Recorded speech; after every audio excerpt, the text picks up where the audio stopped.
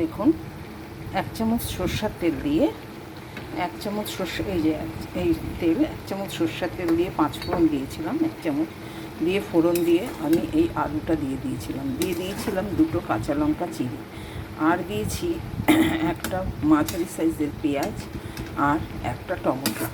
এই দিয়ে এটাকে আমি মোটামুটি ভেজে নিয়েছি অল্প তেলে। আর দিয়েছি কাঁচা হলুদ রং হওয়ার জন্য আমি এরকম কাঁচা হলুদ দিয়ে থাকি, যেটা সেই কাঁচা হলুদ রং হওয়ার জন্য দিয়েছি। এবার আমি দিয়ে দেবো এই 500 ঝিঙে নিয়েছিলাম, এই ঝিঙেটা আর আলুটা দিয়ে আমি আজকে তিল দিয়ে আর সর্ষে দিয়ে তিল সর্ষে করবো। এই দেখুন দিয়ে দিলাম ঝিঙেটা। এবার ঝিঙে থেকে আমার যে জলটা উঠবে তাতেই কিন্তু আমার আলুটা সেদ্ধ হয়ে যাবে। আর দিয়ে দিয়েছি 1 চামচ লবণ পরিমাণ মতো, আর কিছুই দেইনি। ঠিক আছে, এটাকে আমি ঢেকে দেব।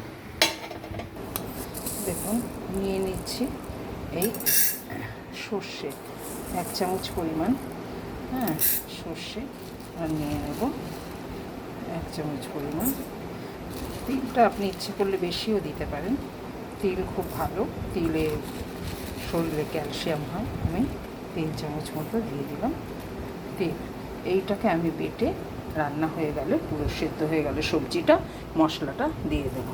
এইটা বেটে নামানোর আগে দিয়ে দেবো তিল আর সর্ষে, তিল সর্ষে ঝিঙে আলু দিয়ে করছি। দেখুন হয়ে গেছে সেদ্ধ।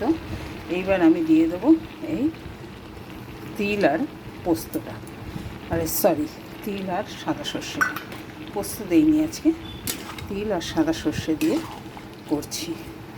দিয়ে দেবো 2টো ঝিঙের মধ্যে ভাল লাগে গুড়ের বাতাসা, আর একটু জল দেবো বাটিটা ধুয়ে। খুব কম সময়ে হয়ে গেল। দেখুন আলুটা সেদ্ধ হয়ে গেছে। আলুটা সেদ্ধ হলে পরেই তখনই কিন্তু এই তিল আর সর্ষেটা দেবেন। এটা এইভাবে তিল দিয়ে সাদা সর্ষে দিয়ে করেছি আমি যেরকম, এটা আপনি তিল দিয়ে সাদা সর্ষে দিয়ে পোস্ত দিয়ে করতে পারেন, শুধু সাদা সর্ষে আর পোস্ত দিয়েও করা যেতে পারে। এই হয়ে গেল। আমি একটু ঝোল রাখবো, আমার আলুটাও সেদ্ধ হয়ে গেছে, একটু গটগটি দিলেই আমি এটা নামিয়ে ফেলবো। হয়ে গেল আমার তিল সর্ষে ঝিঙে আলু দিয়ে তরকারি। আপনারাও করে খেয়ে দেখবেন এবং কেমন লাগলো জানাতে ভুলবেন না। দেখুন কি সুন্দর হয়ে গেল তরকারিটা, হালকা মশলায় খুব ভালো তরকারি, কারোর শরীর খারাপও করবে না।